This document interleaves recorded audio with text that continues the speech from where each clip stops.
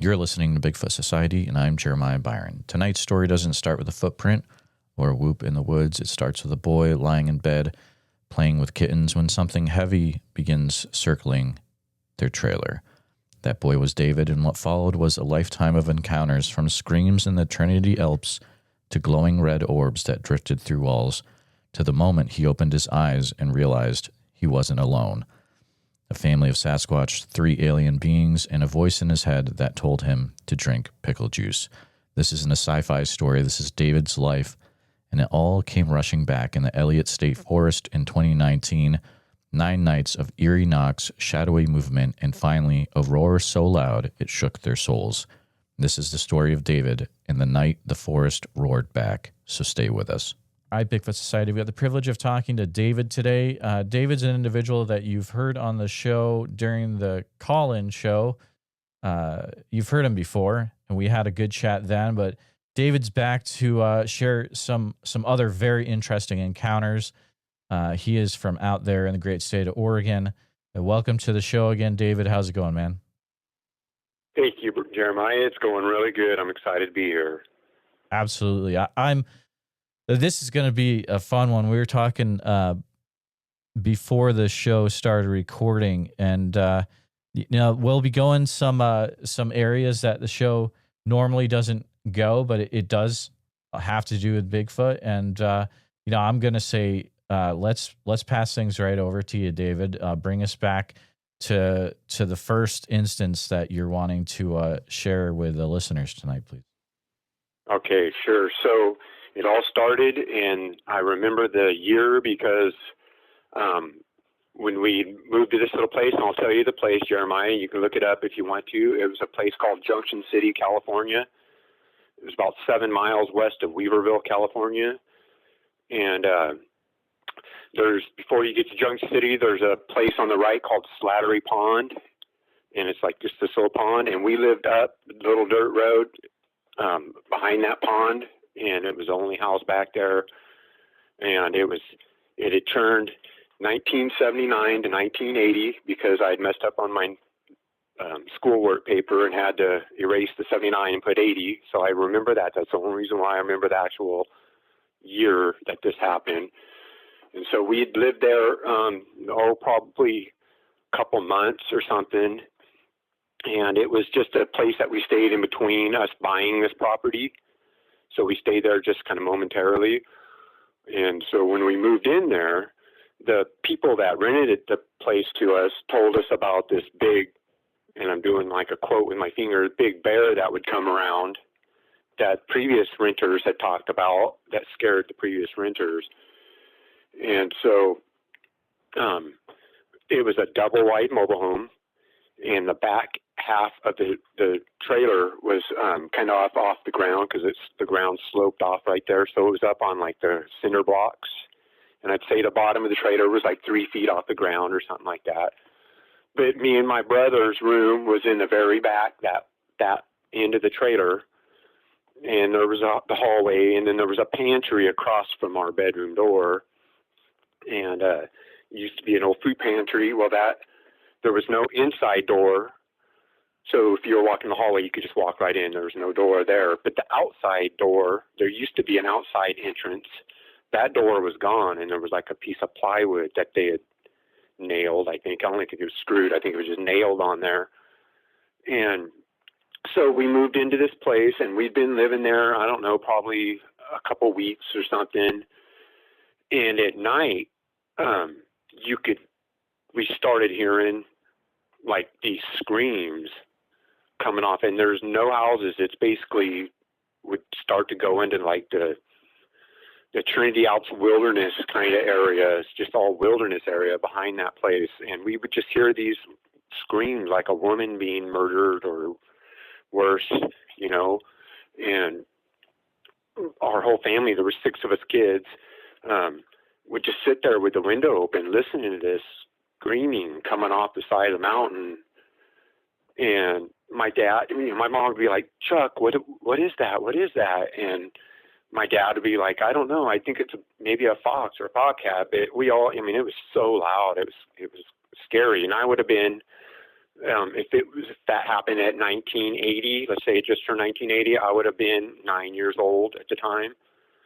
And all of us kids knew that it didn't sound right. So then later on, my brother Charlie, who was the oldest of us kids, he must have been about 15-ish, comes running into the house one day, and he's like, Mom, I found a huge footprint. And she's like, what do you mean?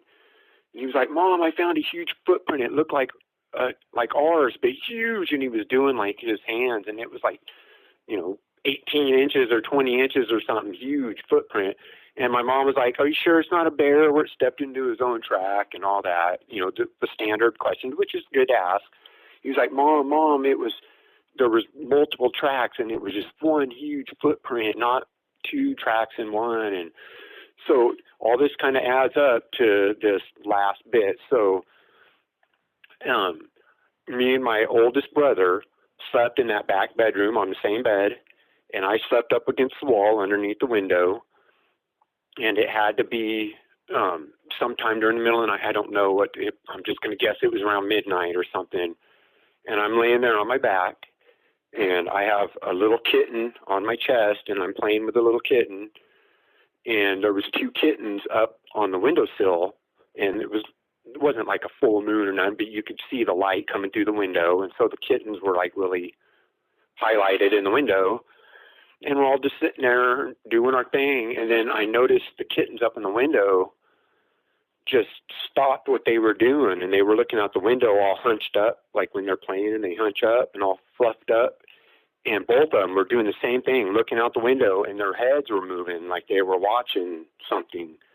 And then the kitten I was holding did the same thing, just boom, just stopped and fluffed up and was looking out, towards the wall.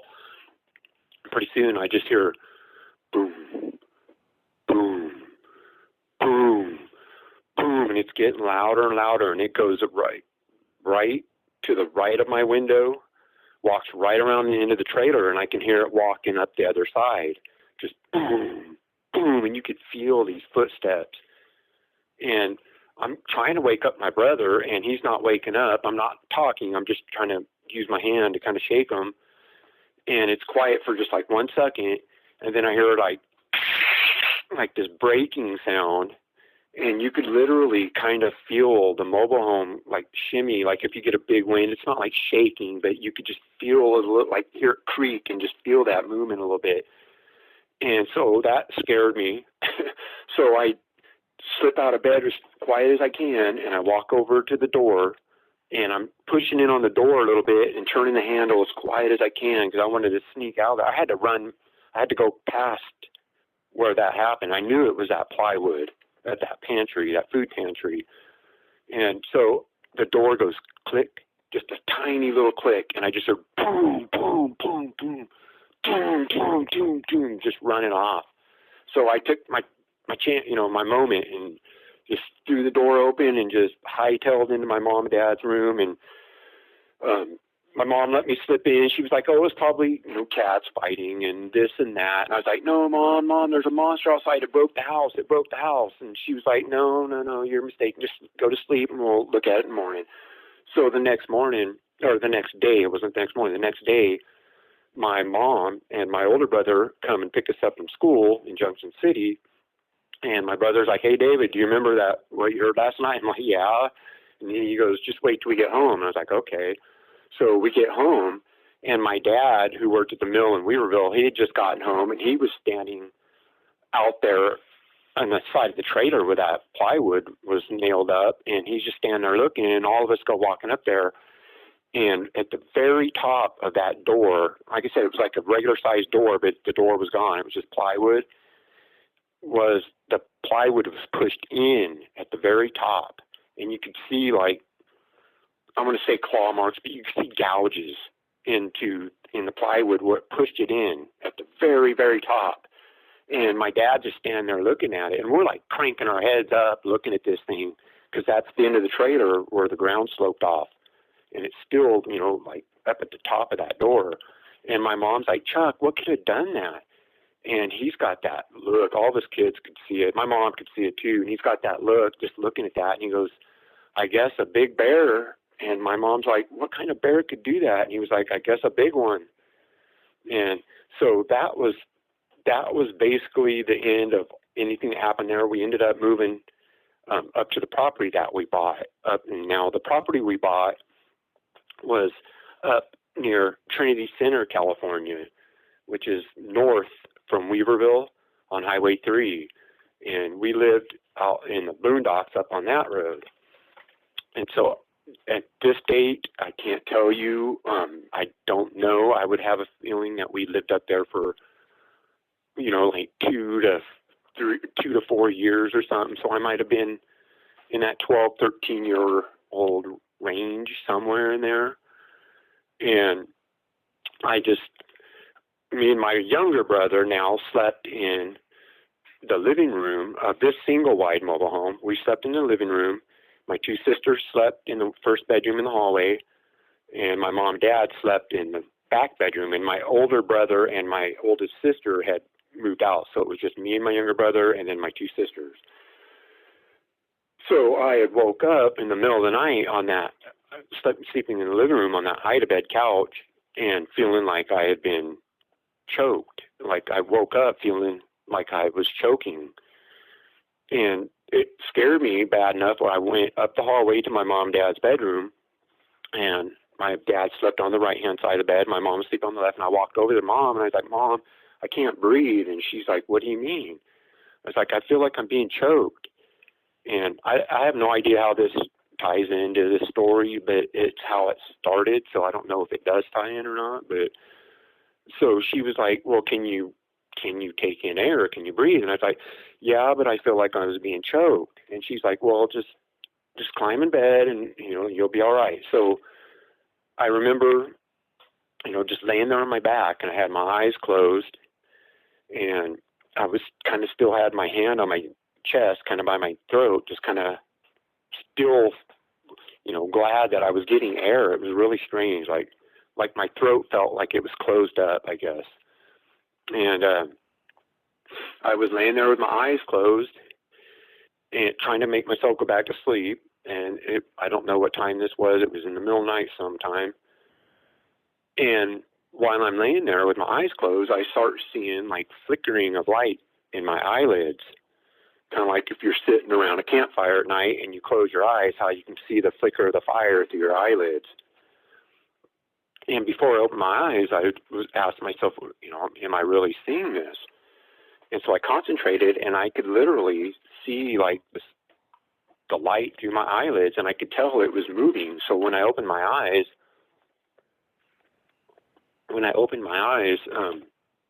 the room was already kind of starting to glow this red color, like a red glow.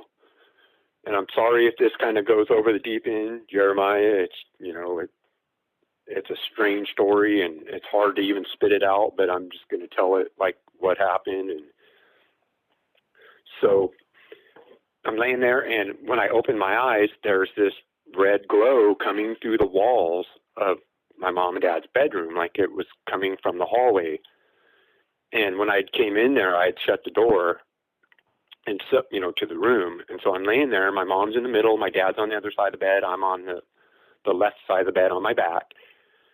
And I'm watching this red glow kind of sway back and forth, left and right, like it was going left, moving left and right, but getting brighter and brighter. And just right at the top of my mom and dad's door, right where the wall met the ceiling, this red ball, red orb, a little smaller than a basketball. It was probably like a foot in diameter or something like that. A red ball just comes right through the wall right there, right at the ceiling in the wall junction. And it's like sticking halfway into my mom and dad's room. There's no sound, there's no smell. It's just this red ball, and it looks like, I always describe it as a red light and said it looked like lava, like molten lava, how it kind of turns. And being older, I was like, well, it was more like plasma. That looked like plasma just turning.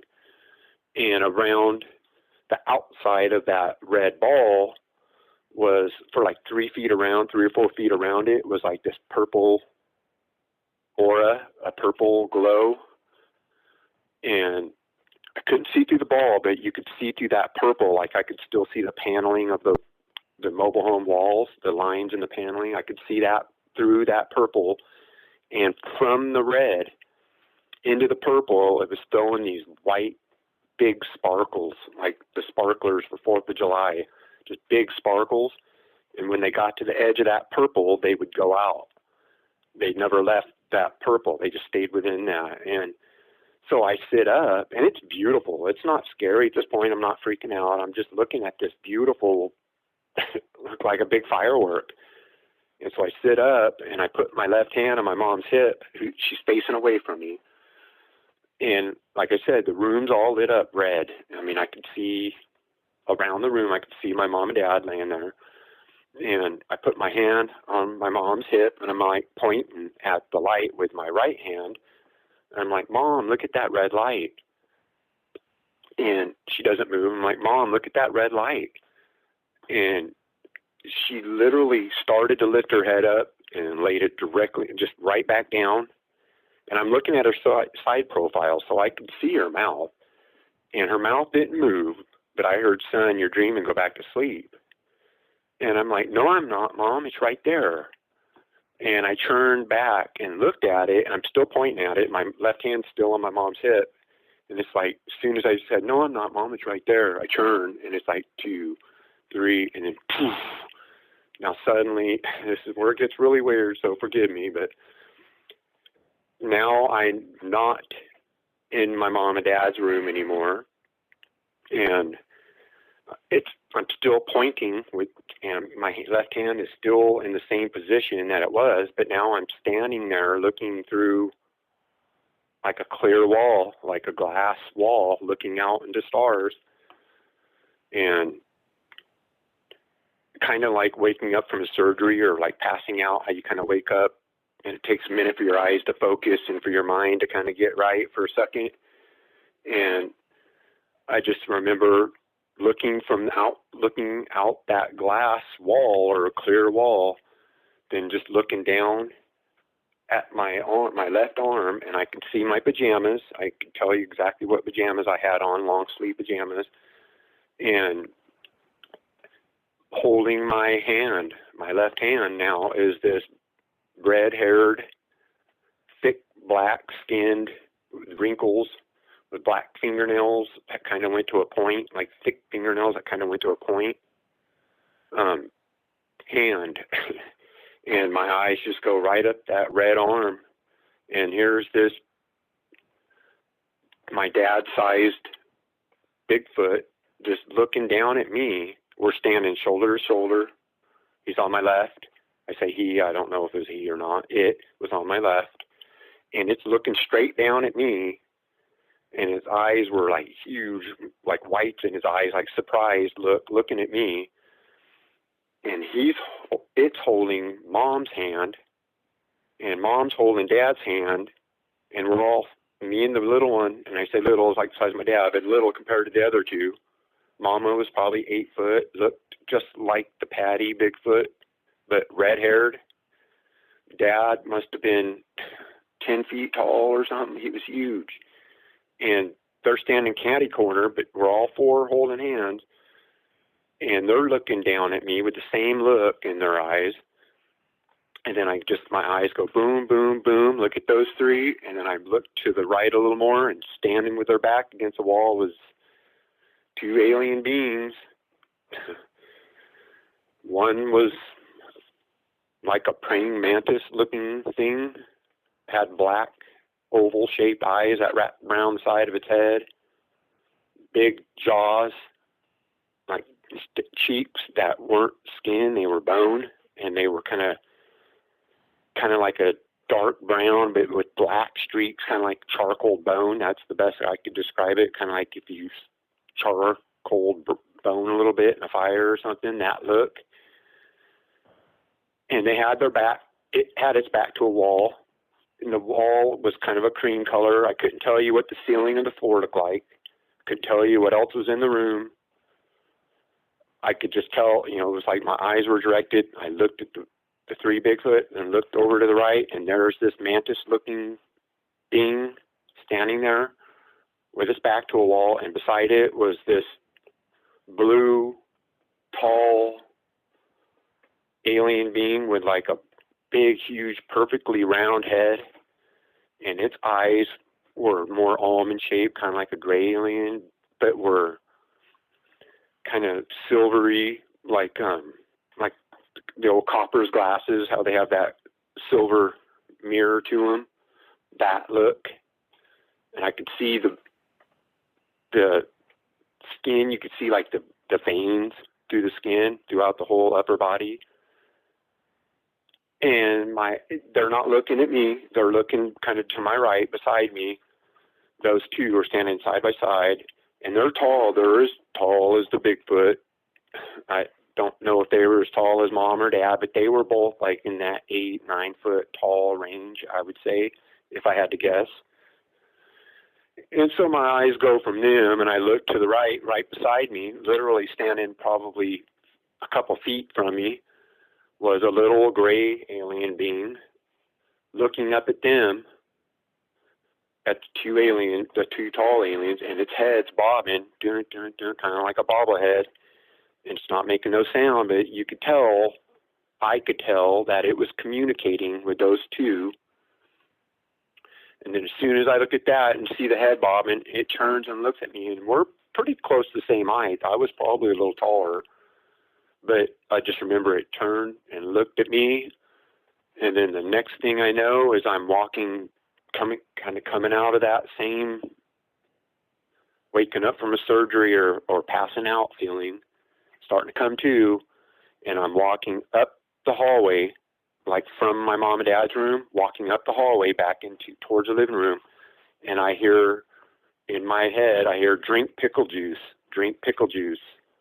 So I just remember going to the kitchen, opened the fridge and popped open a jar of pickles and just chugged pickle juice and crawled back in bed with my brother, and that was the end of that. That was the last thing I remember. For years and years, the family only remembered me talking about the red light.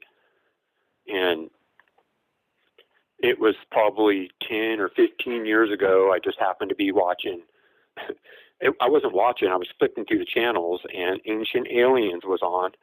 And I kind of thought, I wonder what these crackpots are about a little bit. So I was like, I'm going to check it out and see what they're talking about. The first thing they showed was that same red orb going through like military bases and going in and out of like missile silos and stuff like that, going through walls and all that. And I just literally jumped up and ran into the bedroom and got my wife. I'm like, babe, you got to come see. She ran in there. I was like, that's what I saw right there. And it was literally, I had tears. It wasn't like I was, but I literally had like these tears in my eyes from emotions because I didn't think about anybody else seeing that. I hardly ever talked about it ever.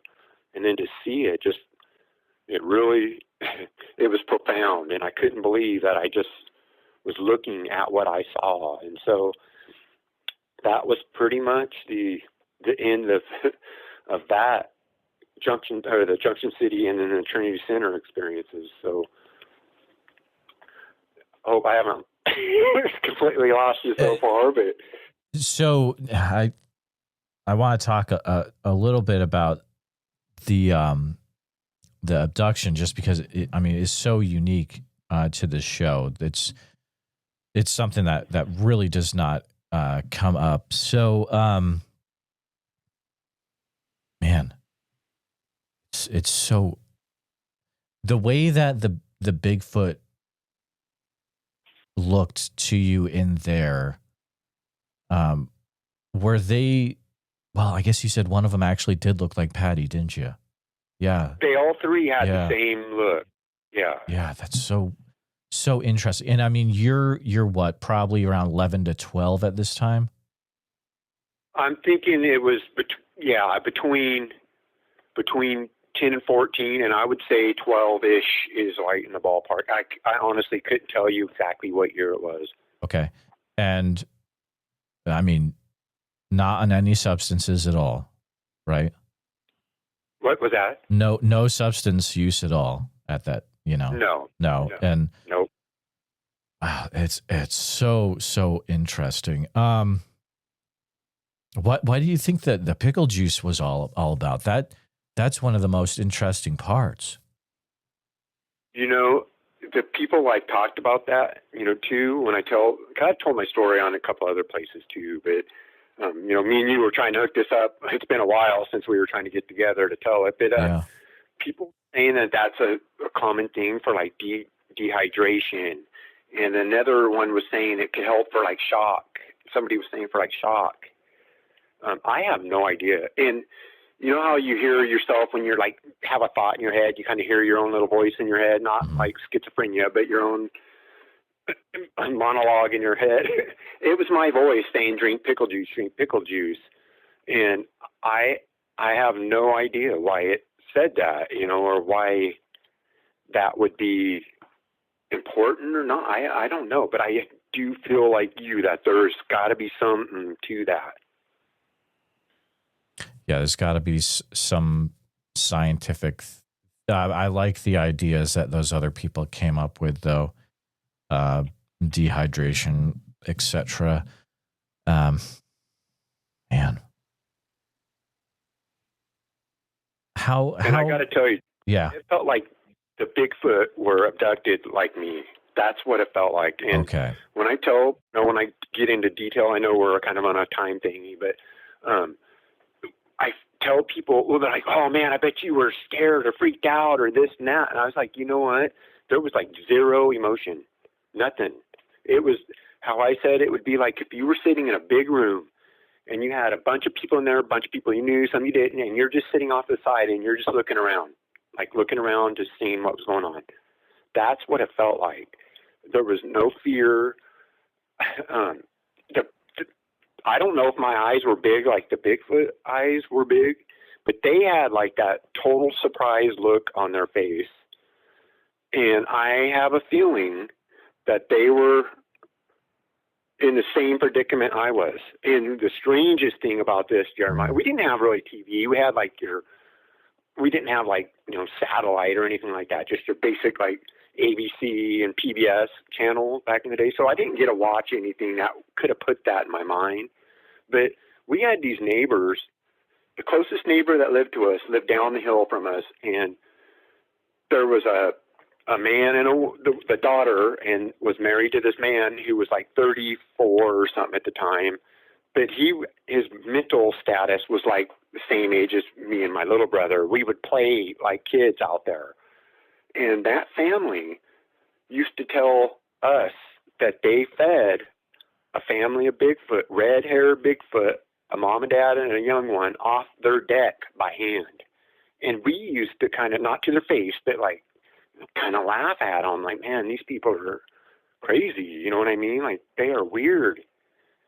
And then that happened. And, later on in life, after I kind of started putting two and two together, it's like, well, makes sense, and it kind of fits. And I think that that family was abducted, not the people, but the family of Bigfoot, I believe, was abducted at the same time I was. Oh yeah, sure. I mean, that's wild. And they were feeding them by hand. That is wild. I mean, I've heard of an individual leaving food on the back porch and then they were eating off the back porch by hand. That's a whole different ball game. And this all happened in Trinity Center, you're saying? Yes. There's a little place. It's actually about 6 miles before Trinity Center. There's a little community. It's kind of mostly summer homes, and it's just a road that kind of winds up. It's called Covington Mill, and that is the actual name of the place where this all happened. But yes, by Trinity Center. And it's woolly, and if you looked at it from like the Patterson-Gimlin flight as the crow flies, I think it's like 50 miles or something from there. Yeah, I mean, it's in that area. I mean, you've got Mount Shasta northeast of it, and Dunsmore can get some interesting stuff comes. I mean, You're in that whole area, dude. It's wild. Have you looked to see if there's been other abductions in that area over the years? I actually have not. I did at one point look for like just Bigfoot reports and stuff like that, and I don't recall seeing any. I know there's a lot of weird stuff that go on around Mount Shasta, a lot of lore about Mount Shasta and stuff. And then you got Hoopaw on the other side of the mountains right there, and Willow Creek and stuff like that. It's all right there in the same general area. So a lot of history for sure. Is this abduction something that you find playing over in your mind a lot, or?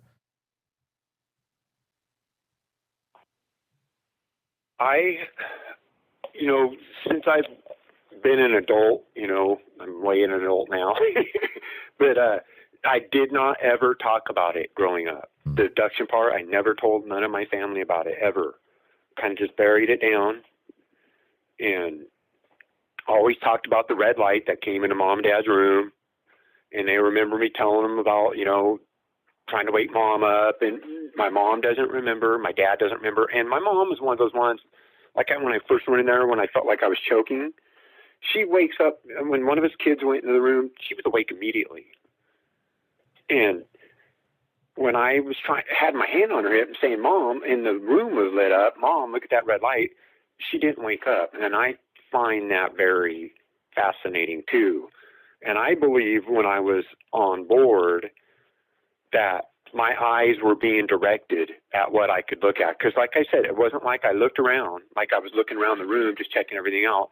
Just like looked at the hand holding mine, went up its arms, looked him in the eye, looked at the hand, followed the arms to Mama, looked in her face, looked at Daddy's face, and then looked over at the two aliens, then looked at the gray beside me. And it was like, it looked at me and then bang, and then I was back in the hallway. So it felt like I was being directed at what I could see. In years since then, let's say watching things on TV or in movies, have you ever seen depictions of aliens or creatures that were very close to what you saw in that ship that day? So the gray looked like your standard gray, okay. And there's a lot of movies kind of have a standard little 3 or 4 foot tall gray alien, black almond eyes, gray skin, like elongated head. That common. The other one, looking at, I've went on my computer over the years and just looked up different alien types. The mantis beings seems that they depict, some of them seem fairly close to what I saw. The blue one, there is, and they have pictures of not real pictures, but sketches or whatever of the blue one. Have not seen anything that completely, I would be like, yes, that's exactly what I saw. If anybody's seen the movie Signs, those aliens, that was the body type of it, but it had a ball round head, a big round head, and was blue and had big veins in it and silver eyes. So those two, I have not seen really any movies that I could recall that depicted those two beings. That's really interesting. Yeah, Signs freaked me out when I was younger. It's not that crazy either, but it's just very suspenseful, and I don't really get into that stuff. I'm into Bigfoot, but it's kind of draw the line at Signs, I guess. But did you have any things happen to you as you got older that might be related to seeing these aliens? Not really. Okay. I mean, I've seen stuff in the sky. I mean, my wife, where we're living at right now here in Coos Bay, we've lived here at this house for 16 or 17 years. We've seen pretty good stuff here, but not life forms or anything like that. Just UFOs by definition stuff. We couldn't tell you what they were. Definitely didn't seem like they were the dreaded drone or, or a plane or anything like that. They seemed to be actual UFOs. And really that Yeah, nothing like an interesting note is that I am Rh negative blood. A lot of people ask that. Are you Rh negative? I am, for sure. I just wow. a year ago they drew blood to just do my yearly checkup, and I asked them, I said, hey, what's my blood type? So I am Rh negative. So that might be something that ties in with that. I have no idea. What was your reaction when you found that out, that that's your blood type? I would have to say I was kind of like, that kind of thing, like, kind of like another piece that fit, I guess. Oh, yeah. If Rh negative blood has truth to it. Mm-hmm. Oh, I think there's a lot of truth to that. I mean, a lot of individuals I talk to where they have weird stuff happen. I mean, that's the blood type. It's very, very interesting. So the two things that you've shared so far, when you got older, did you ever have a conversation with either of your parents about either of those things that happened? So, my mom and dad, they were like really closed-minded to that kind of stuff. Sure. Anything abnormal was like demonistic, you know what I mean? Or just, it was like dark and didn't want nothing to do with it. But my mom, mostly, like, she passed away a couple years ago. And before she did, me and my sister's really into the Bigfoot and thing stuff too. The next story comes up, she was involved with this, but, we're like, Mom, do you remember that in Junction City when it broke the plywood? She's like, yeah. And I'm like, Mom, do you remember how that back end of the trailer was off the ground, like by 3 or 4 feet or something like that? She's like, yeah. And I said, so a standard door is like, what, 7 foot or something like that? So that means the top of that door was close to like 10 feet off the ground. And that's where it broke. It was up there. I said, Mom, bears don't reach up as high as they can. And there ain't a black bear in California that I know of that could reach up 10 feet and have the power to push in plywood like that. But she was like, yeah, I could see that. And I was like, and Mom, one other thing is you don't hear bears go boom, boom, boom, walking around the house. And she's like, yeah. And I was like, and Charlie found the footprint, Mom. And then we heard the scream. Yeah. I just think it was all, stuff you can, that had other answers, basically, how she put it. Would not believe that it is what it is. That's really interesting. Yeah. I mean, some people do not want to cross that line. I totally get it. Yeah. I've experienced that myself and with relatives, and it's just, they don't want to cross that line. And, I get it. I crossed the line. Like I've crossed that line. Me too. You've crossed that line too. Yeah, we're both crossed that line. So no problem there. But I can get, there are people out there where they're like, I like knowing how life works and staying on this side where everything is okay and manageable, right? Yeah. Yep. But there's more going on. Was a logger. He worked, like, operated a bulldozer for logging. And they cut this road in between Weaverville and Trinity Center, right by Trinity Lake, cut this road into old growth fir, like giant 10-foot diameter trees and stuff. Worked until night and up there it's like red clay mud, and cut this road in. Never been cut a road in there before. Cut this road in. Next morning they get there at like 4:30, get the diesel up, fuel up the cat and stuff. And he said, here were these ginormous footprints coming out of the woods, walked around the cat and walked right back down in the wood. I'm like, Dad, so what do you think that could be? He's like, we think it was a hoaxer trying to scare us off, trying to shut down the logging. I'm like, really? So they came out of these woods where there's no road near there, walked around the cat only, and then walked back into the woods. That's how they're going to host you. Yep. Okay. All right. That's wild. I mean, and that's early 80s, you said, right? Yeah. Yep. Okay. Wow. Oh, goodness. That's so intense. Now, David, you also have a third experience that you're wanting to share tonight, correct?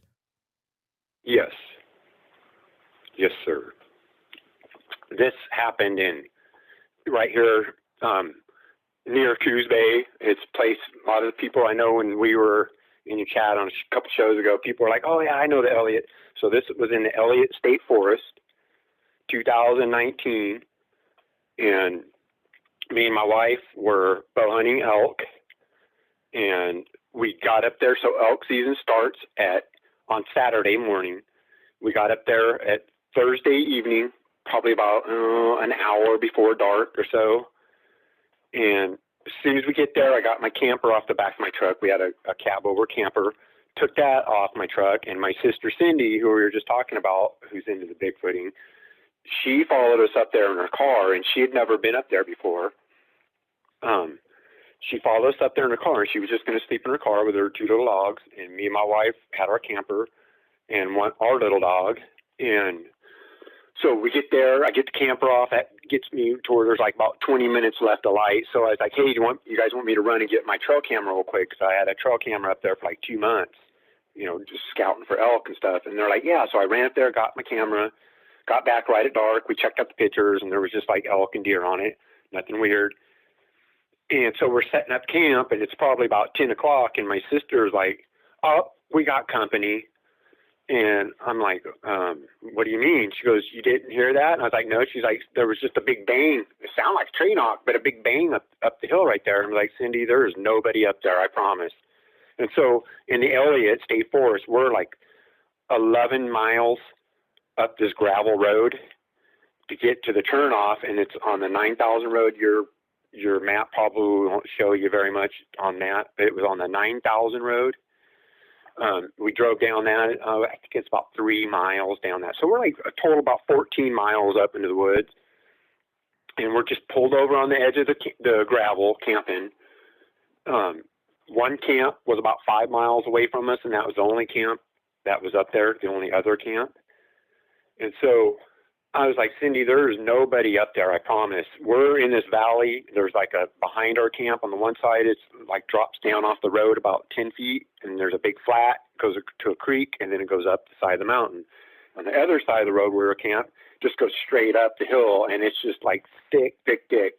Like they clear the young trees and just left them slash piles everywhere. So you couldn't even hardly get through there. And she was like, the noise came from right there. And I was like, yeah, there's nobody up there. So it's kind of like red flag right there. And so long story short, because we were up there for nine days, and every day and every night there was what sounded like big knocks, just knocks. And then at one point we heard like a knock, and then like brush, like it was running through the brush. And I'm just writing everything off, like Cindy, because me and my wife, we're just like, we've hunted up there for 14 years, and we camped up there the one whole elk season, the whole month in a tent, and never had anything happen. This is all the first time out of 14 years of being up there. And so I'm writing everything off. And then, like, I'd say it was probably like the 5th day we were up there. My sister's in the back seat of my truck, my wife's driving, and I'm in the passenger seat, and we're going to drive to this one spot, and we're going to get out and walk this blocked off road.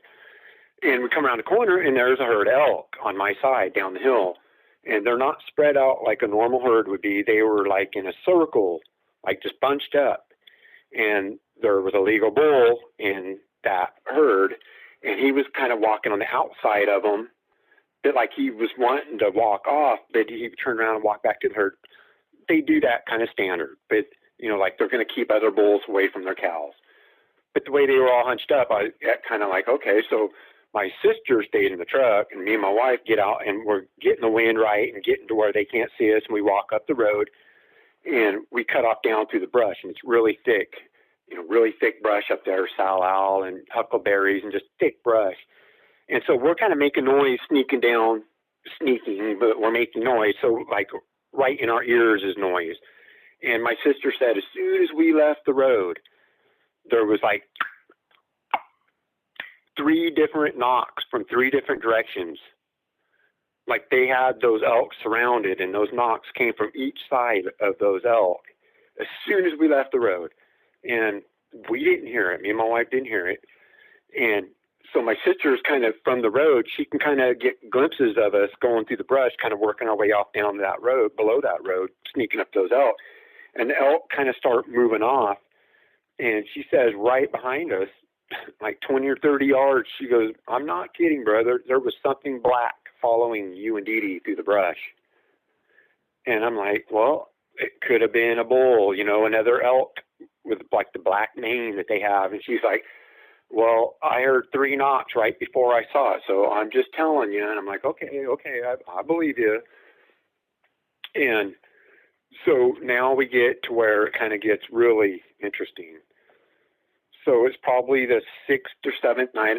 It kind of all adds up. I have it wrote down somewhere, but I mean, it's so burned in my memory that, you know, I pretty much can tell it word for word. But we, on most of the night, on all the nights leading up to this, I had my 12-gauge shotgun that I would lean against the back of my camper when we were sitting out there, because we'd sit out there till like 10 or 11, just, you know, talking, and we're camping and hunting. It was great. And usually we had a lantern burning. And this night I had my little Walmart special headlamp on, and I had it on the green setting. And we only had a mosquito candle burning for light. We didn't even have a lantern or nothing. And I left my shotgun inside the camper. And every time my sister smoked cigarettes, and so when she would get up to move away from me and my wife so the smoke wouldn't get by, she would step up into that gravel road and smoke. So when she would do that, I would get up and just turn on my headlamp, you know, and look around just to make sure it was good. So she gets up to smoke, and it's about 10:30 at night. And me and my wife are kind of getting ready to go to bed, but she gets up to smoke, so I step up with her, and I shine my headlamp directly across the road because that was kind of the closest trees. And I look to the right, and then I turn to the left. And as I'm walking, as I'm shining, I'm kind of walking the direction I'm shining my light. So I turn and start walking back to the left and hit the road, or my headlamp hits the road. And I was like, boom, we got eyes. And there was these giant size and spread of eyeballs, like 30 yards away from me, right on the edge of the gravel road, but down low, like a couple feet off the ground. And they're just burning, big, reflective eyeballs. I'm like, we got eyes like that. My sister, she's like, what? And she turns around and walks to me. She's like, oh, just like starts hyperventilating. And I can hear the gravel. She's walking back. She gets to her car. She rolls up the window on her car so her dog wouldn't jump out. And I'm still just standing there looking at it. And this thing's not blinking. It's not turning. It's not doing anything. And I'm not taking my eyes off. I'm just staring at it. And I can hear her walk back up to me and look at it again. And like hyperventilates. And she walks back towards her car. And about that time, while she's walking by my wife, she's like really hardcore. She's still sitting in her camp chair next to the camper. She can see it. She's just looking at it, sitting there. And I was like, babe, I need the flashlight and the gun right now. And I heard her get up, and she's going in the camper, and I hear doop, doop, doop, doop. She's in there getting the flashlight and my shotgun. At this point, I'm thinking like bear. That's just what I'm thinking. It's like a bear. But the eyes were huge and far apart. Bears are not. And I can hear the gravel. She's walking up beside me, and me and this thing are still locked on. And she comes up, and she bumps my left arm and literally has a shotgun and our flashlight like right there. So I take my eyes off it, grab it, and turn and look and hit the light, and that thing was gone. I mean, like not there. And I'm expecting to shoot a bear, honestly, or just scare a bear off. And this thing's gone, and it's rainforest on both sides. And I'm thinking, you know, I'm like, where'd it go? And they're like, I don't know. And it's like, where did it go? And I was like, okay, do you guys want me to just go ahead and fire a shot off? Just because my brain's still trying to tell me it was an animal. And they're like, yeah, do it. So I just pointed my shotgun up in the air, boom, fired it off. So we talked for a little while and went to bed. And the next morning, instead of getting up and just going straight hunting, we wanted to wait till daylight and just walk down the road that 30 yards or so and look at where it was at when it was happening. And you could see like scuff marks on the hard packed gravel where it looked like it pushed itself back off that road. And it, like I said, on that side of the road, it dropped down about between 6 and 10 feet, depending on where you're at on that road, down to a really thick tree, flat, and it goes back to that creek and then up the hill. Well, somehow that thing got out of there in an instant. I mean, I didn't take my eyes off it and look at my wife walking up and give it, 10 seconds to run off. She bumped my arm, and I literally just like grabbed it and turned back at the road, and it was gone. So that raised like really big red flags. Like, man, the not hearing it run off is what spooked me the most, I guess. It's like, there's no way a bear or an elk or whatever could have ran off at like full speed. It would have had to just like bolted and not made a sound.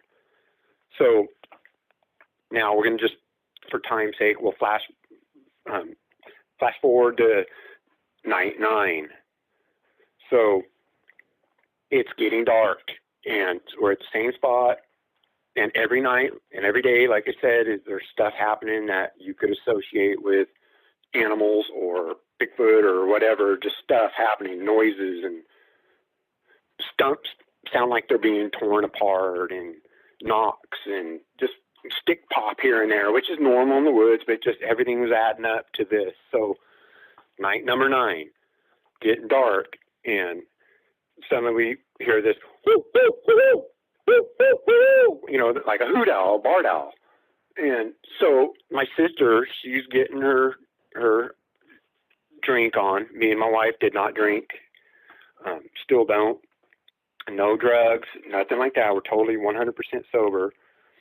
And she's having a good time laughing and trying to answer the owl back. And the owl would kind of answer back to her, but he would answer back. It would answer back every time I did it.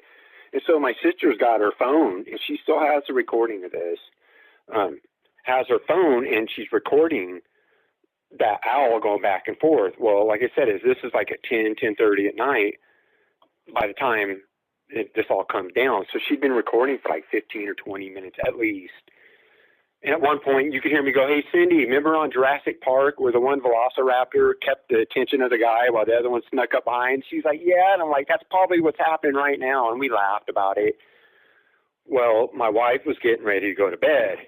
And so our little dog, she wanted the little dog to go potty before we went to bed. So I walk over with my wife, and the dog's, on the edge of the road, and we're standing there with the flashlight on, trying to get the dog to go back. And dog would not go. Dog would not go. And my sister's still over there calling back and forth, like drunk, calling this owl, and the owl's still going off. And it's the owl's across that flat and back by that creek area, which I would say was a little less than 100 yards away from where we were camping. And so I was like, "Hey," my wife's like, "Hey, I think her calling is making our dog nervous. Can you tell her to stop?" And I was like, "Okay." So I was like, "Hey, Cindy, can you stop calling for a second? I think you're making the dog nervous." So she's like, "Oh, okay." So she stops recording, which is classic. And she's sitting there, and the dog still wouldn't go. So I picked up the dog, and we start walking over to my sister. And as soon as we all three get together, that owl hoots again. So we all kind of stop and look up in the dark, look towards that direction. And this time the owl goes, whoo, whoo, whoo, whoo, whoo, whoo, and it kind of goes like drop down. We call it like an angry owl, like an angry owl sound. And then immediately to the left of it, we heard yip, yip, like a coyote was going to yip. And then just left of that, just this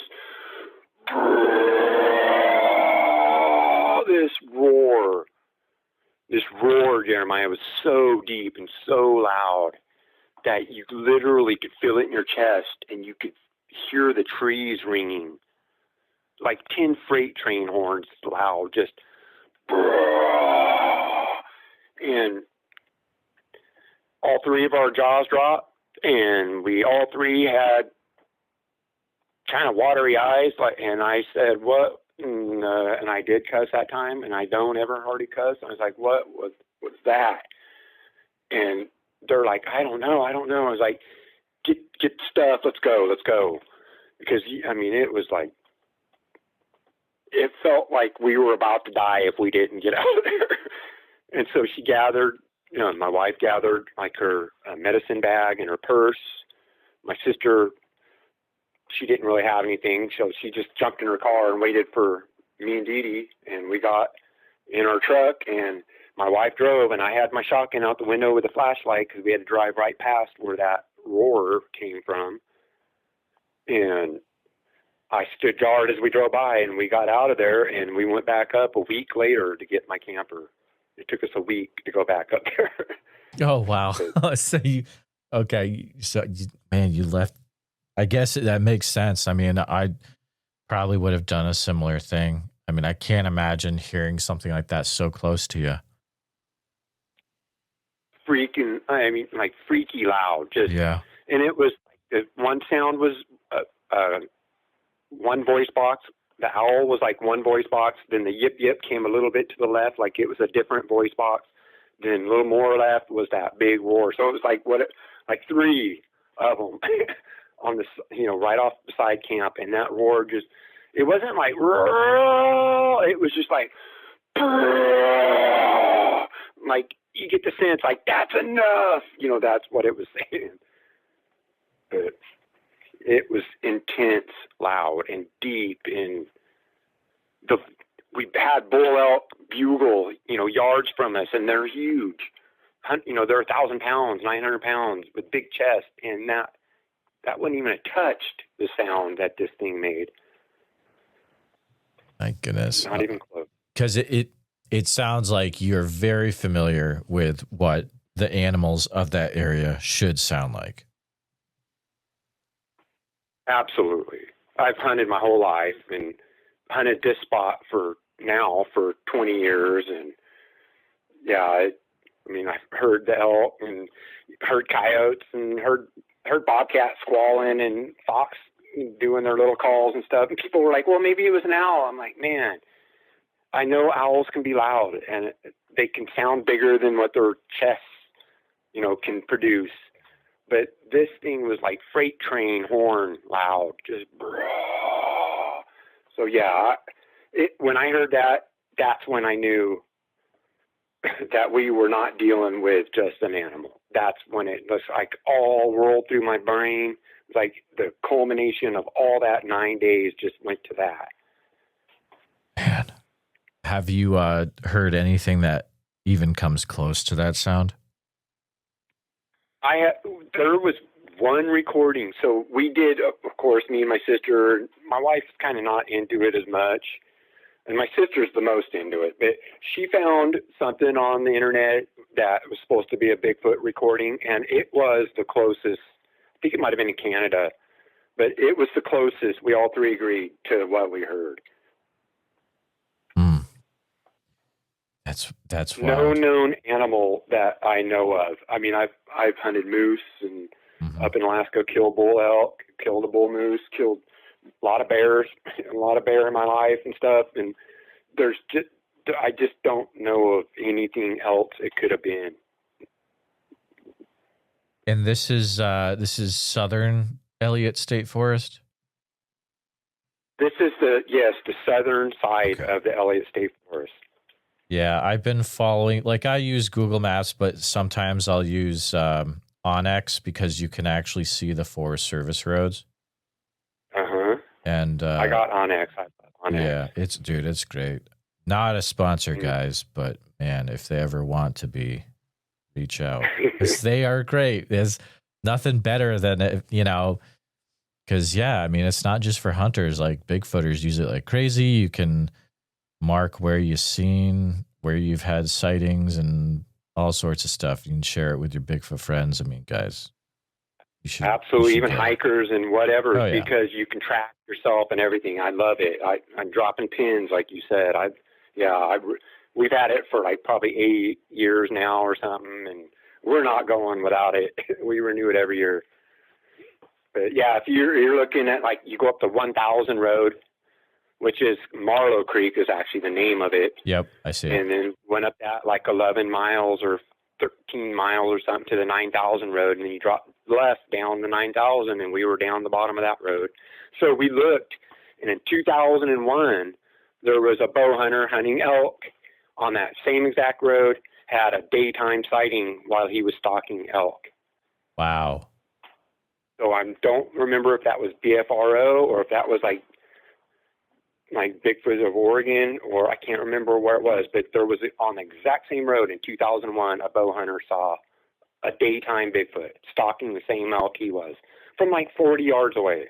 Oh my goodness. That is awesome. When you see that kind of thing, you find that report, and that's just like, you know what you experience, but it's like when you see someone else experience something in the same area, and you're like, oh, this is just this is it. It's so like good. Goosebumps. Your hair stands up like, oh man. Absolutely. Yeah. Would you ever go back to that area? So we still hunt there every year. Oh, okay. But we do not camp there. And the whole time we've been there since Jeremiah, nothing. It's been fine. But we're not camping at that same spot, but we camp all around that. I mean, within a couple, a mile or two of that same spot. And we've never had anything, we've had stuff where you're like, just, leave us alone, but nothing like that, where it was like days of interaction, basically. Okay, so they're doing little stuff. Like, are they like throwing little rocks or wood knocks or things like that? One time, me and my wife both just heard a knock, and I was like, did you hear that? And she's like, yeah. And I was like, turn off the truck. She turned off the truck because we were driving up this one road, and you have to almost 4-by it. You're not quite 4-by-ing, but you're going real slow. And I was actually looking at like 5 or 6 full elk carcasses, like the full skeletons. And I'm sitting there looking at these skeletons with my binoculars, and they're literally like 30 yards off the side of this hill, or off the side of the road. And I get my binoculars, and I'm trying to look at details of them, like, well, how did they die? Why, is there like teeth mark in the bones? I was just kind of checking that out. And all of a sudden, I was like, and I looked over at my wife, and she looked at me, and I'm like, you heard that? She was, yeah. And I was like, kill the truck. So she shuts the truck off, and we're both kind of got our, our ear radars up. And from the same exact spot, which was down just below those skeletons, just probably 30 seconds later, maybe, and I was like, let's go. And we fired the truck up and left. So that was right near there. That was probably about 7 miles from there, but in that same general southern part of the Elliott.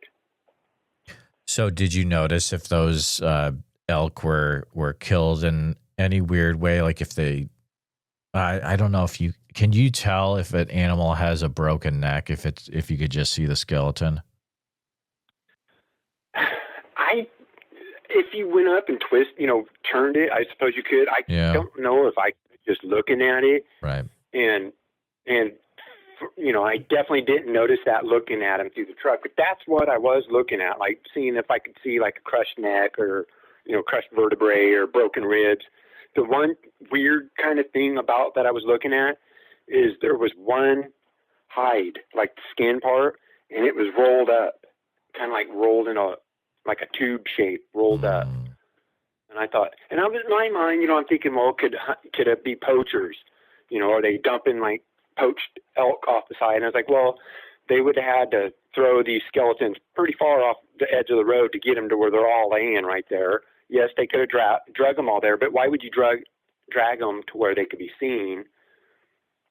Just kind of like that's what was going through my mind while I'm sitting there. And the truck was just idle, and then that knock, and I'm like, kill it. And she killed the truck, and like 30 seconds later, again. I was like, let's go. Oh, I'm done. Let's go. So you're saying that you're staying in different places than the original place. How far away from the original place are you approximately when you're staying in these other places now? Basically, so you seen where the 9,000 goes off of the 1,000 road? We stayed right at that junction quite a bit. And then we've also stayed on a road that's the 1,800 road, which the bottom of it literally is like a mile from where we were camping at. We stayed on that road quite a bit. So in general, just a rough idea, probably within 3 miles or 4 miles or something of that spot. Went up there, and like my other sister came up from Southern California, and she wanted to go pick really bad. We went up there and sat there all night. Man. Like even had a little campfire going, and just sat there and talked all night and not had anything happen, not a sound. Oh, at the original spot? At the original spot, oh, yep. Weird. Okay, I was like, maybe it's a thing where they just really want you not to ever be in that spot, and they're like, let's get them out. But that doesn't make sense. Huh. You want to know something creepier, Jeremiah? Yeah. Is that spot, when we first found that spot, it wasn't the very first day, but when I was I always scout around my camps, and I always go into the brush and in the trees and just kind of know what's around my surroundings. There is where it drops off from the road and goes down to that flat. There's 7 or 8 or 9 dog collars around trees. The trees are literally growing around these collars, like it's a dog burial ground or I don't know what it is. So the I collar, don't know if that has anything to do with anything or not, but the collar was put around the tree by something. Yes, and the names of the dogs, I have pictures of them. The names of the dogs on the tag, like the name tags, and they're like leather and like that webbing, like synthetic webbing collars, and the trees are literally starting to grow around them. Yeah, dude, that's not cool. I would be like that. That would freak me out the most, probably. Seeing that's just this. That's weird. That's a new level, man. I don't know why, but it's weird. Yeah, and we felt the same way. Are people? Is this somebody's favorite spot that they used to camp, and they're bringing their, the memory of their dog being there, or were their dogs killed there, or did something else put them there? Or it's creepy. It is creepy. It will be really interesting. I just have a feeling there's going to be people that have also had things happen in this same area, and they'll hopefully be leaving stuff in the comments. If not, they can always send me an email. Yeah, dude, this is some wild stuff. I mean, I remember hearing a little bit about this from you before, but there's definitely you were able to share some more interesting details tonight, and I'm just glad that we were able to chat again. Me too. It's been way too long, coming, and it's hard to spit it out, Jeremiah, but it sure feels good every time you're able to just say it and get it off your chest. And I know some of it's really out there, and there's going to be people okay, and that's fine. That, we all got our own opinions and everything, and I'm not looking for anybody to give me any, confirmation. I know what I experienced and what I've seen. Right. Just to be able to tell you, and, I'm really a big fan of Jeremiah Byron and Bigfoot Society and everything, and it's been an honor just to be here and talking with you. I can tell you that. Well, David, I'm just glad you could come on the show again. It's always, we've talked a few times. It's always a fun time when we talk, and we were saying before the show started, maybe you might be able to make it out to Oak Ridge. If so, I'd definitely be awesome to meet you in person there. But thank you so much for coming on tonight. I appreciate it, and stay in touch, man, for sure. I will, and that's definitely my bucket list, man, to make it there and see you. That would be great. That would be one of the top bucket list things that I could do. So, and it's been great talking with you, Jeremiah, and you take care, buddy, and we look forward to hearing all your videos. Yes, sir. Just wanted to take a minute to say thank you truly for listening to this episode of the Bigfoot Society podcast. David's story isn't just one of the most intense encounters we've ever had in the show. It's one of the most unforgettable. From red orbs in the night to that roar deep in the Elliott State Forest, his experiences remind us how much of the unknown still lives in the woods, and sometimes how close it can get. If you enjoyed this episode, please consider subscribing to us on YouTube, clicking the bell icon, and sharing this with someone who's into Bigfoot, the unexplained, or just an incredible campfire tale. If you're listening on Spotify or Apple, follow the show and leave a review. It helps more people find these powerful stories. And if you or someone you know has had a Bigfoot or strange forest encounter, especially in Northern California or the Elliott State Forest, please send me an email at bigfootsociety@gmail.com. I'd love to hear your story. And don't forget, Sasquatch Summerfest is coming up July 11th through the 12th at Green Waters Park in Oak Ridge, Oregon. Bigfoot Society listeners can get 2-day for the price of 1-day passes with discount code BFS at checkout. Huge thanks to Priscilla and the team for making that happen. You can get your tickets at www.sasquatchsummerfest.com. And thanks again for being part of the Bigfoot Society. Until next time, keep your eyes open, trust your gut, and if something tells you to drink pickle juice, maybe listen. So see you in the woods.